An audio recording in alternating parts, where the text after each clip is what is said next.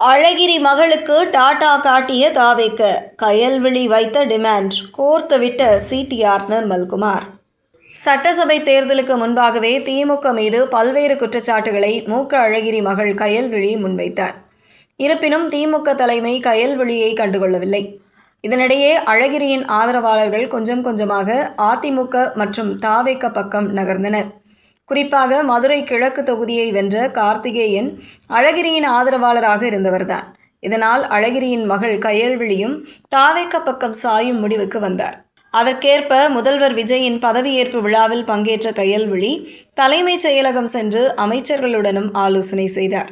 இதனால் கயல்விழி விரைவில் தாவேகவில் இணைவார் என்று எதிர்பார்க்கப்பட்டது. ஆனால் தாவேகவில் இணைவதற்கு முன் கயல்விழி ஒரு மிகப்பெரிய டிமாண்ட் வைத்தார். அதாவது தாவேகவில் இணையும் பட்சத்தில் தனக்கு மதுரை மாநகராட்சியின் மேயர் பதவி அளிக்கப்பட வேண்டும் என்று கூறினார். இது தாவேக தலைமையை அதிர்ச்சியாக்கியது. திமுக குடும்பத்தின் முக்கிய வாரிசு தாவேகவில் இணைந்தால் அது விஜய் இமேஜுக்கு மிகப்பெரிய பலமாக இருக்கும் என்றே கயல்விழியிடம் பேச்சுவார்த்தை நடத்தப்பட்டது. ஆனால் கயல்விழி இப்படி ஒரு டிமாண்டை வைப்பார் என்று தாவேக தலைமையில் யாருமே எதிர்பார்க்கவில்லை.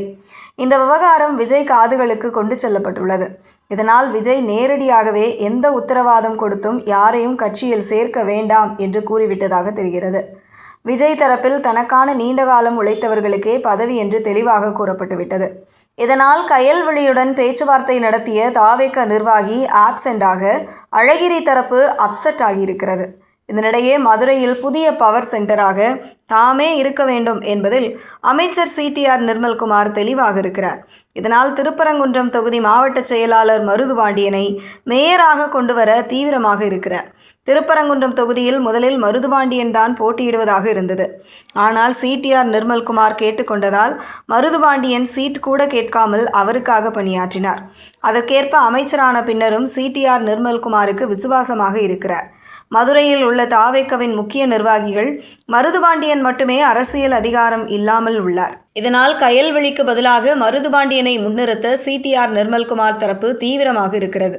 இதன் மூலமாக மதுரை மாநகராட்சியையும் தம்மால் கட்டுப்படுத்த முடியும் என்று சிடிஆர் நிர்மல்குமார் நம்புகிறார்.